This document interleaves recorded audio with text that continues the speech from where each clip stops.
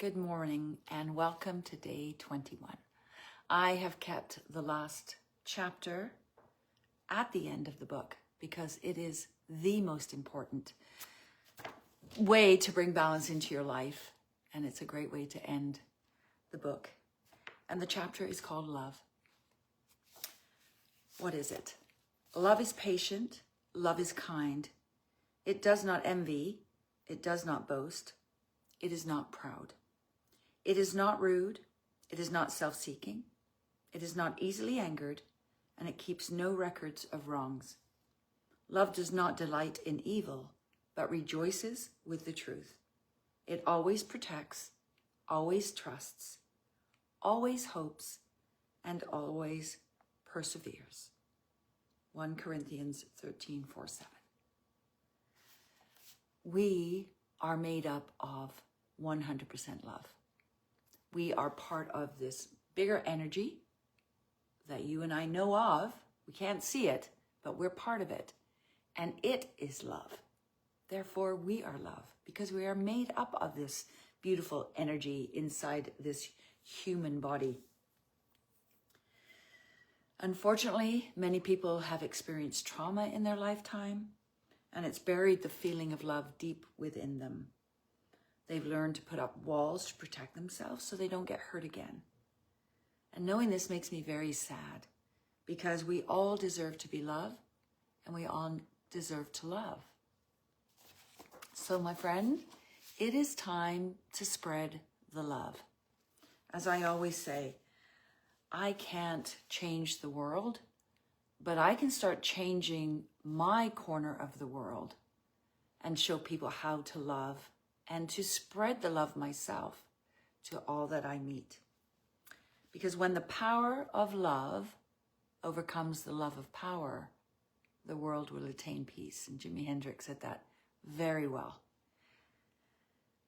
So, there are many different kinds of love. I'm sure you'll agree with me. There's the love that we give our families, we give our friends, we give our pets, we give our favorite foods.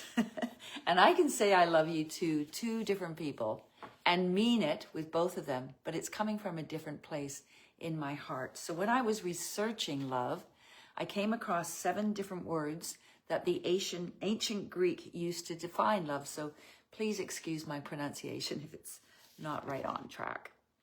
So the first one is philia, the love that you have for friends, for friendship.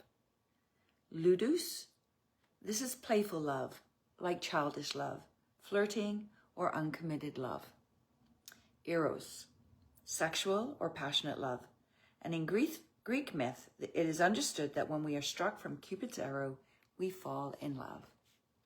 Pragma is a long-standing love. This love is the practical love that is usually shared by a long-married couple. Agape, this is the unconditional love or universal divine love that we have for nature, strangers, and God. And storge, this is natural affection, the love you share with your family. And philasha, the love of the self, negative or positive. So why does it matter? Because we need to spread love around us, especially nowadays with all the hatredness, all the fear and the struggles that are going on in our world. I know the world will be a much better place when we can give and receive love. We need to learn how to love one another freely. We need to recognize ourselves in each other. And we need to work together to create unity in this world. So how do we do this? Well, what can we give strangers? We can give a helping hand to everybody. We can be friendly. We can smile and we can make eye contact. We can make small talk. I love going down Robson Street in Vancouver. And I think my dad taught it to me because every time we would go for a walk when I was a little girl in England, he would say hello to everyone. And that's what I do when I walk downtown Robson or wherever I am. Because people are in their own little worlds down there and they're not used to talking to each other. And so I'll say good morning, or I'll look somebody in the eye and give them a big smile. And I will usually get that in return, which is wonderful. because it's still there. Listen to someone without judgment. Volunteer your time. Give without expecting to receive something in return. Be courteous. Pay it forward by paying for a stranger's items. Hold the door open for someone. How easy is that to do? And donate clothing. I love it when I'm going into a store and there'll be a teenager in front of me and he'll open the door for me. And I'll say to him, thank you, your mom is bringing you up right, because manners are so important to instill in our children. I can honestly say that my grandchildren are some of the politest humans that I've ever known. So proud of them. Okay, so now we come to a book called The 5 Love Languages. And this was written by Dr. Gary Chapman. He's a marriage expert. And his approach to helping you experience giving love as well as receiving it can help your current relationships flourish once you know how the other person experiences love or feeling loved.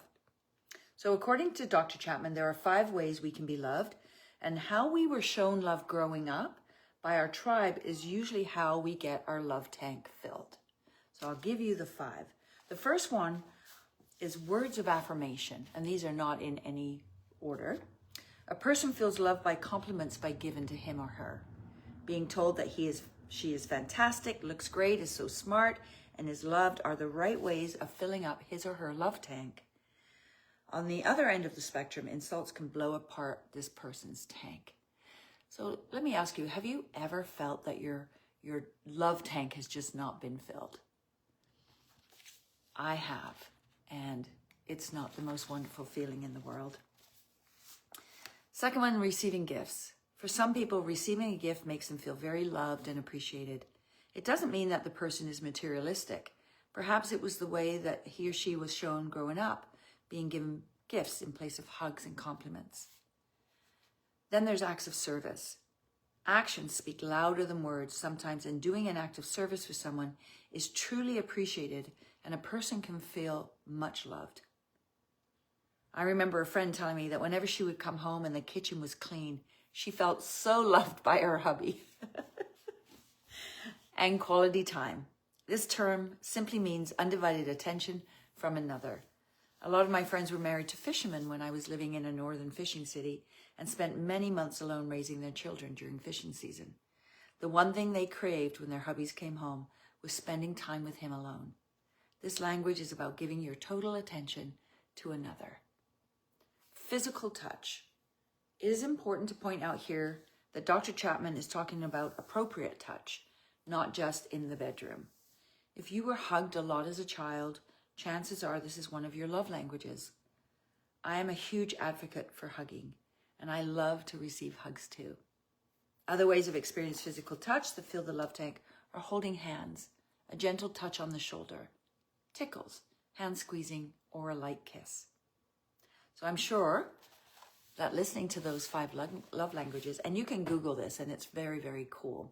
And you can actually download a profile, which is what I did for my new love relationship, is I gave him a profile and I filled it out too, because I do believe that our love languages change over time.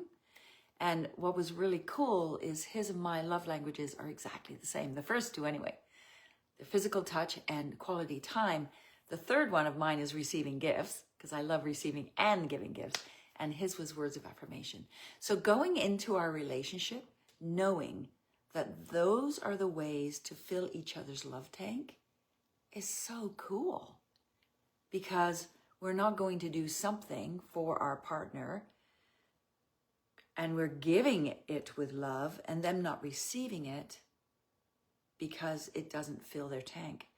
They appreciate it, don't get me wrong, but having your love tank filled is just an amazing thing, because again, we are love. That's all we are, my friend, is love. And it's time for us to give it and to receive it. If you don't think receiving is a good thing, you have to remember that you're taking away the chance of someone to give you love. Let that one sink in. We're stopping the other person from filling their love tank because they want to give us love and we are not receiving it. It's like when somebody gives you a gift. Take the gift and realize that that might be one of their love languages and they love giving gifts. And so take it. So you're not taking that away from them and you're getting a wonderful gift.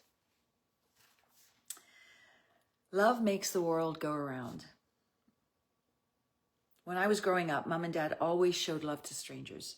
I remember many occasions that they opened their hearts to others. And on our numerous car trips up to London to visit relatives, they would almost always stop and pick up a person in uniform who was hitchhiking. Both Mom and Dad served in the forces, and they would give them a ride to their destination. When downtown, Dad wouldn't hesitate to cross the street to help a senior who was on the other side of the road and was having a hard time crossing it.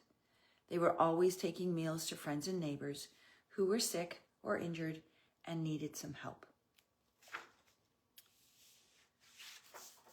I took my daughters on a trip to Vancouver a couple of years ago, and we had just come out from having dinner, and a man approached me and asked me if I would give him some money. And I said, no, but are you hungry? And his answer was yes. And I think it was at Tim Hortons, was across the street. So I told my girls to wait, and I walked him over to Tim Hortons, and we went in, and he chose his meal, chose everything that he wanted, and I bought it for him. At least once a week, I buy somebody lunch. Usually it's people that are sitting outside a grocery store, and even if they have their animal with them, their dog or the cat, I will go in and I will buy cat or dog food. I will ask them if they'd like lunch, ask them what their favorite meat is, and I will go in and buy a sandwich, and I will go buy them water, and I will go buy them a dessert as well. Because I think it's really important to help each other out. Another story I have for you is in regard to my daughter and her husband. One year decided to help a family at Christmas by supplying them with a Christmas feast. They put the word out to their friends, and they not only gave one Christmas dinner away, but they also gave 13 more Christmas dinners out into the community, each complete with all the fixings, a dinner that would be a delight to anyone. So this just goes to show that together with their friends, they changed their corner of the world. And that's what I want us all to do. I want you to really think about how you can help someone today, how you can show some love, be it opening a door, be it saying a kind word, just smile. Spread the love around, because we can start to change our corner of the world. And my hope is that one day all those corners will come together and we will find the peace and the joy that we are all so longing for.